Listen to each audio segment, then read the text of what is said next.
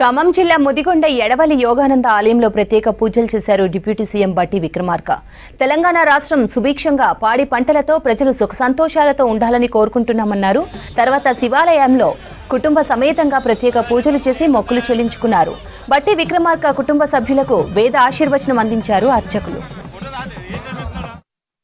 ఈరోజు మీరందరూ మనమందరం పూజించేటువంటి ఆరాధ్యదైనటువంటి ఈ యోగానంద నరసింహస్వామి దేవస్థానం వారికి రాష్ట్ర ప్రభుత్వం నుంచి దాదాపు 4,74,50,000 రూపాయలని నిధులు శాంక్షన్ చేయించుకోవటానికి కల్పించినటువంటి అవకాశం కూడా మీరు కల్పించిందే.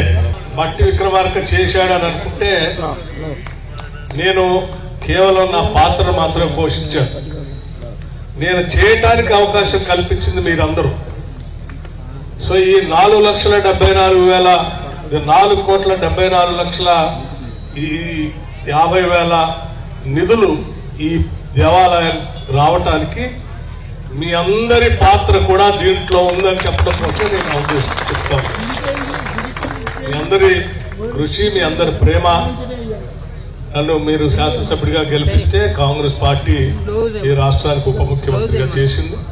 ఈ దేవాలయమే కాకుండా రాష్ట్ర వ్యాప్తంగా కూడా ఈరోజు పెద్ద ఎత్తున రాష్ట్ర ప్రజలందరూ చల్లగా ఉండేటట్టుగా ఉండాలన్నట్టుగా భగవంతుళ్ళు దేవతలందరూ కూడా మనల్ని దీవించి కరుణించి ముందు తీసుకొని పోవాలన్నటువంటి ఆలోచనతో ఈనాటి ప్రజాప్రభుత్వం మంచి సంకల్పంతో పాలన అందిస్తూ ఉంది. కాబట్టే ఇవాళ ఋతుపవనాలు కూడా మనం ఆశించిన దానికంటే ముందే రాష్ట్రంలో ప్రవేశించి చల్లగా వర్షాలు పడతా ఉన్నాయి. పాడి పంటలు సుభిక్షంగా ఉండేటట్టు ముందుకు పోతా ఉంది.